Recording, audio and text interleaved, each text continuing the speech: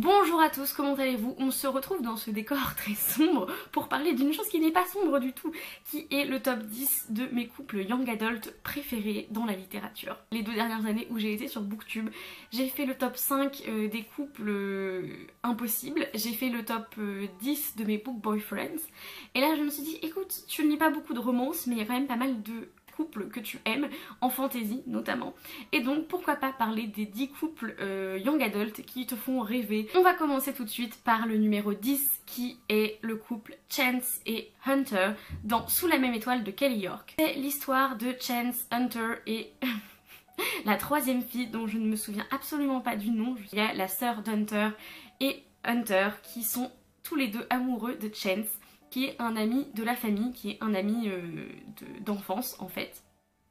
Donc vous pouvez comprendre qu'il y a peut-être quelques soucis à ce niveau-là, c'est quand même un petit peu gênant. Et donc ce livre est assez sombre, il ne se termine pas bien du tout, il m'a fait pleurer toutes les larmes de mon corps, mais c'est une magnifique histoire d'amour pour moi entre Chance et Hunter. C'est un des couples qui m'a brisé le plus le cœur. En 9ème place, nous avons Jem et Tessa dans la saga des origines de The Mortal Instruments. Alors je pense que la plupart des gens sont team Will et Tessa parce qu'il y a un triangle amoureux dans cette trilogie, la trilogie qui se passe au 19e siècle à Londres. Je suis pas du tout fan des triangles amoureux de base, c'est le deuxième que je vous présente dans cette vidéo, mais à part ça, voilà, je suis pas trop fan des triangles amoureux. Sauf que là, j'ai pas pu résister parce que Jem, c'est juste l'homme parfait. C'est parfait avec Tessa pour moi. J'ai trouvé qu'ils étaient tellement doux, tellement beaux ensemble. En fait, c'est pas une passion dévorante, c'est juste une espèce d'amour pur. Et moi, j'étais là, c'est beau. C'est juste tellement beau. En 8ème position, j'ai mis un des couples de Six of Crows et Crooked Kingdom de Leigh Bardugo. J'aime les 3 couples qui sont dans cette duologie, vraiment je les adore. Mais il y en a un que j'ai particulièrement aimé. Et non, ce n'est pas Kaz et Inej, c'est Nina et Mathias. J'ai adoré leur relation parce qu'il y avait vraiment, c'était une relation qui n'était pas simple, c'était une relation problématique puisqu'ils ne voient pas du tout la vie de la même manière, ils n'ont pas du tout les mêmes valeurs. Mais ils apprennent l'un de l'autre et à travers leur amour, ils peuvent s'élever en tant qu'être humain. Surtout Mathias qui doit dépasser ses préjugés envers les personnes qui sont capables de magie comme Nina, les Grisha. Et j'ai juste trouvé que c'était une relation très très belle, très très vraie. Et franchement, si vous voulez une bonne duologie de fantasy avec des bonnes histoires d'amour, bah, Six of Crows, je pense que vous trouverez votre bonheur dedans. 7ème position, nous avons Tanner et Sebastian dans Autobiography de Christina Loren. Tanner est un jeune bisexuel qui était out, comme on dit, en Californie, mais ils ont déménagé dans l'état mormon de Utah, aux États-Unis toujours.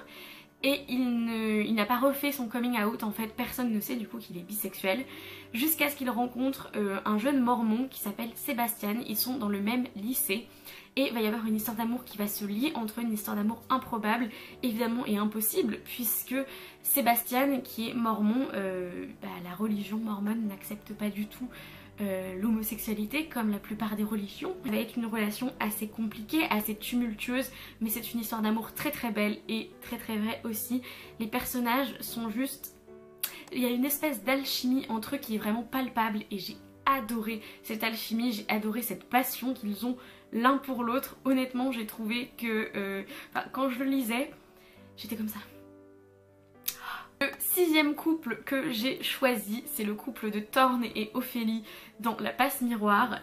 Alors ça met du temps à se mettre en route. Ça c'est un slow burn, mais alors comme jamais. Ça dure des années, que ce soit pour nous ou pour eux. Ça dure des tomes et des tomes. Ce couple, je l'adore. Alors il faut savoir que je pense que j'ai toujours eu cette espèce de fantasme du mariage arrangé qui se termine en amour.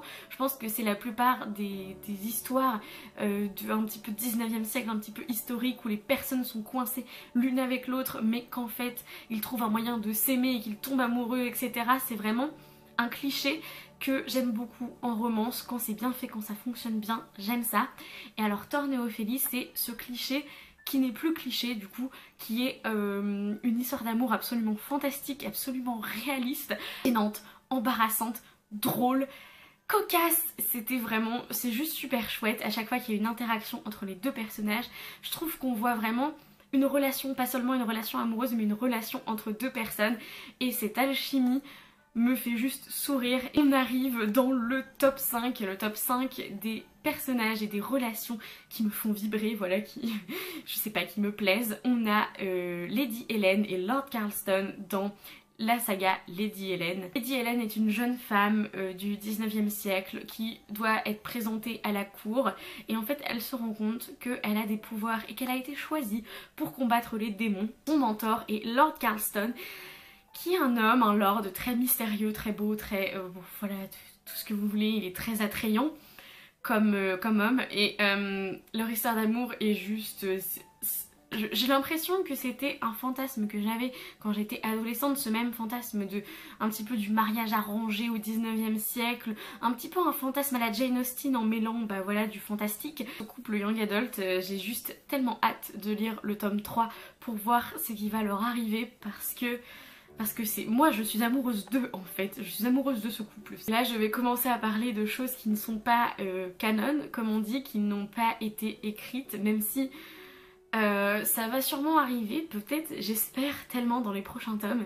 J'aimerais vous parler du couple de Sophie et Keith dans Gardien des Cités Perdues. Je suis d'accord, ils sont très très jeunes, mais imaginez s'ils sont, voilà, quand ils seront plus vieux, imaginez-les ensemble, c'est juste le couple parfait. Je ne peux pas shipper Sophie et Fitz parce que je trouve qu'ils vont très mal ensemble, ils sont trop semblables et qu'ensemble ils sont un peu fades, alors que Keith fait ressortir dans Sophie un côté vraiment ironique, un côté drôle, il lui fait sentir des choses, il lui fait vivre des émotions et je pense que vraiment ils sont parfaits l'un pour l'autre. Mon top 3 des couples de young adult, c'est Feyre et Rhysand dans la saga Akomath, Akotar, Akovar, Akofas. Je sais qu'en français il est considéré comme adulte, je crois c'est considéré comme de la fantasy adulte, mais je crois que en anglais c'est considéré comme de la fantasy young adult ou l'inverse. Bref, du coup je pense qu'ils rentrent dans cette catégorie de couple young adult, même s'ils sont très adultes, n'est-ce pas? Alors j'adore leur relation, je ne sais pas quoi dire d'autre. Avec Marion on parle de leur relation et du deuxième tome Akomath dans la saga pendant 20 minutes sur sa chaîne, donc je vous listerai le lien en barre d'infos, mais je pense qu'on a parlé de Feyre et de Rhysand pendant des heures et des heures. C'est juste un couple, il y a du cliché, je vous l'accorde, mais alors c'est genre le couple de deux badass archi cool, archi puissants, ils sont tous les deux beaux, ils sont intelligents, voilà, ok, ils sont trop parfaits, mais ils vont juste tellement bien ensemble.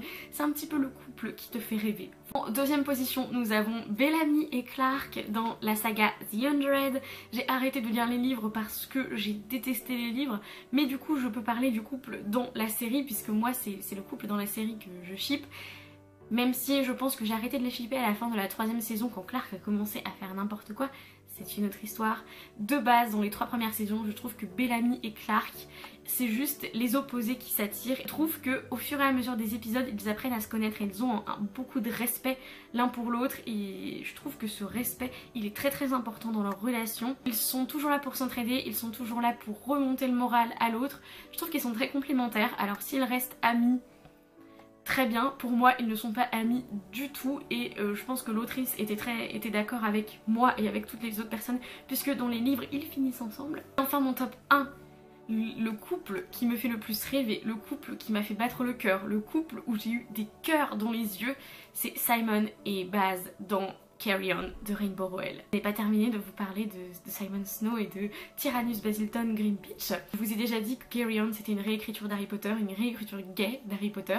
C'est un petit peu Draco et Harry, voilà c'est le fantasme de quasiment toutes les personnes qui ont écrit du Drarry. C'est leur fantasme devenu réalité parce que Baz et Simon, ce sont deux magiciens homosexuels et c'est juste... Rien que cette phrase devrait vous donner envie de lire ce bouquin, c'est juste absolument fantastique. Leur relation est tellement géniale. Ils ont un énorme problème l'un avec l'autre, ils sont obsédés l'un avec l'un par l'autre, ils pensent qu'ils sont ennemis pendant 7 ans et en fait les hormones finissent par les travailler et ils se rendent compte que la raison pour laquelle ils se détestent, c'est qu'ils sont attirés l'un par l'autre. J'ai adoré cette romance. Et voilà, c'est tout pour ce top 10. Il y a eu de l'amour, il y a eu tellement d'amour pendant cette vidéo, j'ai pas l'habitude de parler de romance moi. Dites-moi dans les commentaires quelles sont vos romances préférées en young adult. Est-ce que vous aimez certains des couples que j'ai mentionnés? En attendant une prochaine vidéo, lisez bien, amusez-vous avec vos lectures et bisous.